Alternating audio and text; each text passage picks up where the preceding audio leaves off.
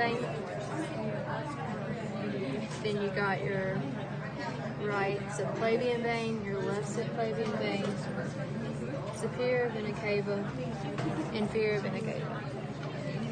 Renal veins,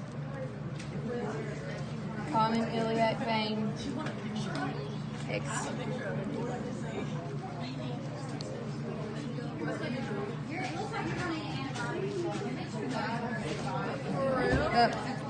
back up here. Common iliac vein, when you branch off of that, is your common iliac. This is your internal, come around here.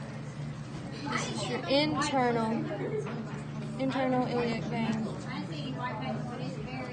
So you got your common iliac vein, internal iliac vein, and external iliac veins right there.